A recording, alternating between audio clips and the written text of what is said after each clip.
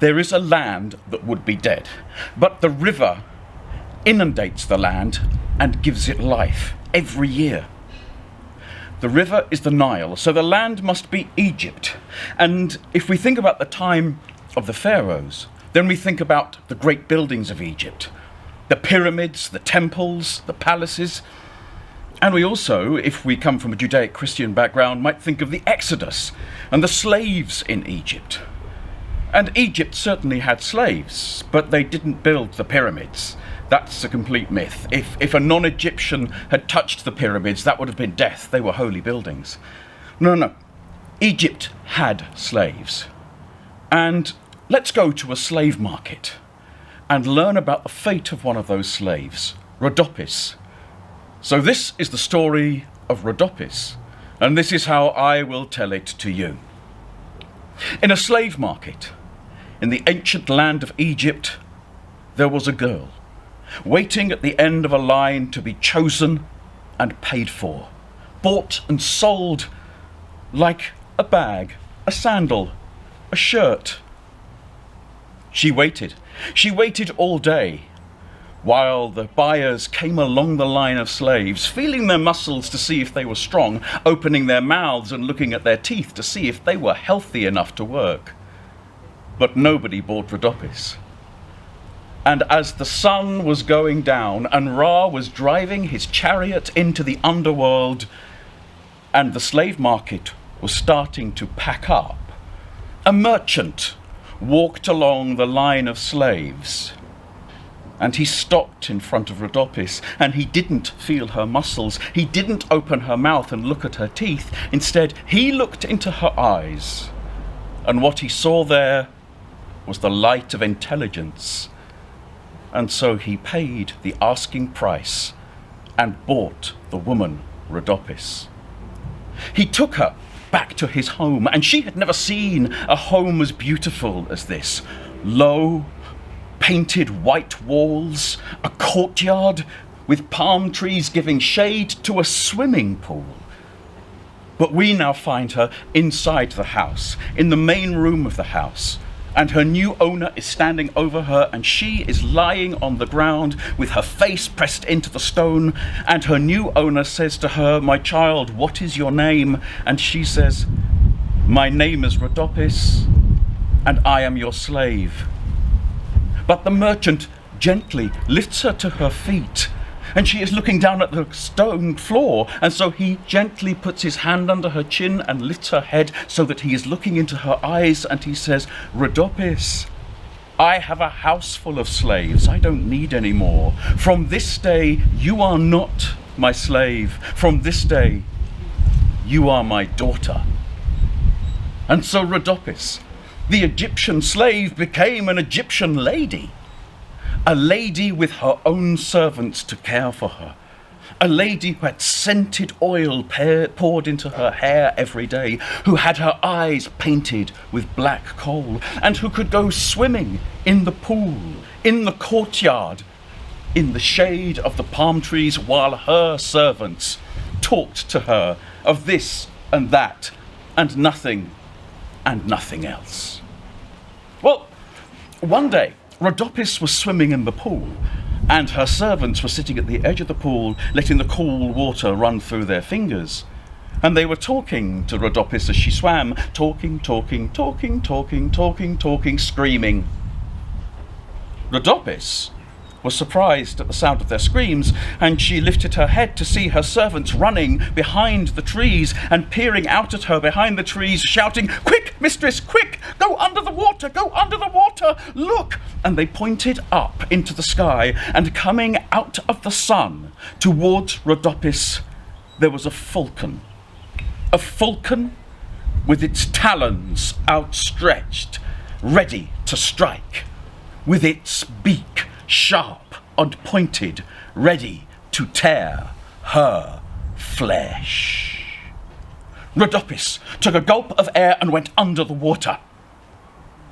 And she stayed there as long as she could, her lungs getting heavier and heavier.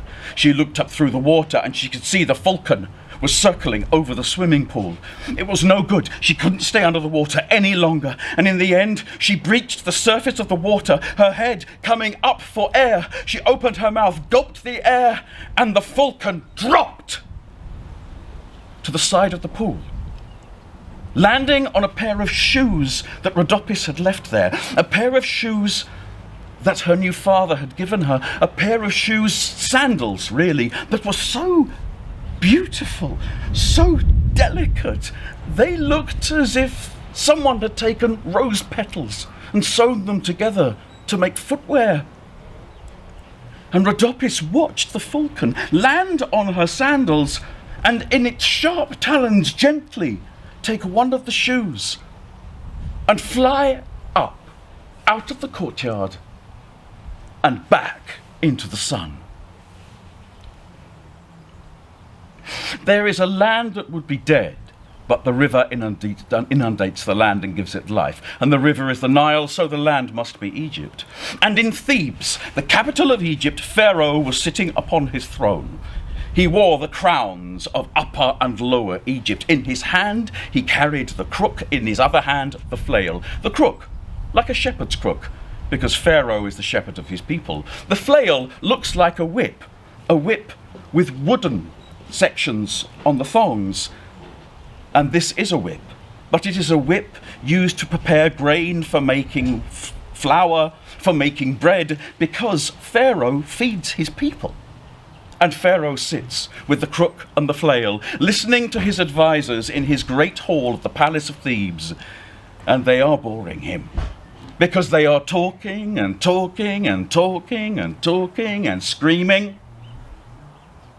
Pharaoh is suddenly awoken from the boredom and looks to see his advisors running and all hiding behind the great columns that hold up the roof of the palace. And Pharaoh watches them peering from behind the columns, shouting to him, Your Majesty, quick, look, run! And Pharaoh looks where they are pointing at the other end of the great hall, and through the door has flown a falcon with its talons outstretched, ready to strike, with its sharp beak ready to tear his flesh. But Pharaoh is not a man. Pharaoh is a god, and gods do not run. And so Pharaoh sat upon his throne, clutching tighter and tighter the crook and the flail as the falcon came closer and closer to him, and then it hung over him and it dropped. A shoe that he hadn't noticed it was holding in his talons. A sandal, so delicate, so beautiful, it looked as if someone had taken rose petals and sewn them together to make footwear. And Pharaoh looked at it, and he looked up to see the falcon flying from the great hall.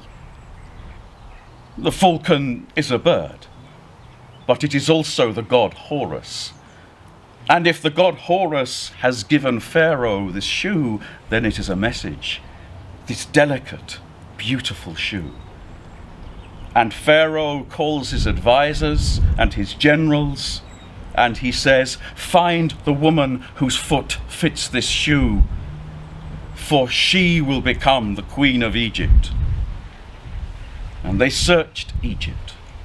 They searched Upper and Lower Egypt, and eventually they came to a merchant's house, a beautiful low merchant's house with wine-painted walls, and a courtyard with a swimming pool which was given shade by palm trees. And they found a girl who had been a slave, but was now an Egyptian lady. And not only did the sandal fit her foot, she had the other one that she could show them to make a pair. And so Rhadopis, who had been a slave, who had been an Egyptian lady, was now the queen of Egypt. And with her husband, she ruled justly and kindly. And that is the story of Rhadopis, and that is how I have told it to you.